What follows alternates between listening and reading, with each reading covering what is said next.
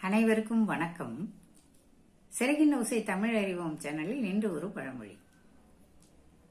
கோமதி அக்கா எங்க போறேன்னு, ஐயோ இந்த எதிர்த்த வீட்டு பொண்ணு இருக்காளே, அவ ரொம்ப கஷ்டப்படுறாளாம். இதுக்குதான் பாத்திரம் அறிந்து பிச்சையிடு, கோத்திரம் அறிந்து பொண்ணை கொடுன்னு சொன்னான். இவ எடுத்துன்னு போய் அந்த இடத்துல கொடுக்கலாமா அப்படின்னா, நீ என்ன சொல்ற கோமதி, இதுக்கு அது பழமொழி இல்ல. இந்த பழமொழி வேற, நீ சொல்றது வேற. நம்ம பாத்திரம்னு பாத்திரம்னு நினைச்சுக்கிறோம், சில்வர் பாத்திரம் பித்தளை பாத்திரம்னு. அது இல்லம்மா, அது பாத்திரம். அப்படி இருந்தா பாடல் பாடக்கூடிய திறமை பெற்ற புலவர்களுக்கு தகுதி அறிந்து பொன்னை, அதாவது பிச்சையிடு, பொருளை கொடு அப்படின்னு அர்த்தம். கோத்திரம் அறிந்து பொன்னை கொடு அப்படின்னா ஒரு மன்னவனுடைய திறமையை அறிந்து பொன்னை கொடு.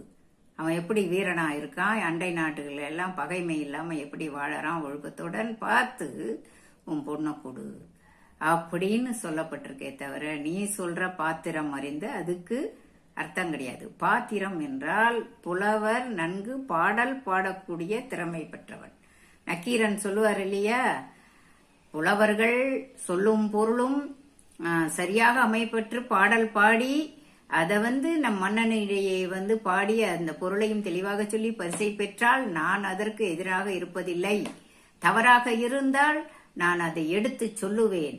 அது சிவனா இருந்தாலும் நெற்றிக்கண் திறப்பினும் குற்றம் குற்றமேன்னு சொல்லுவார் இல்லையா, அது மாதிரி இது.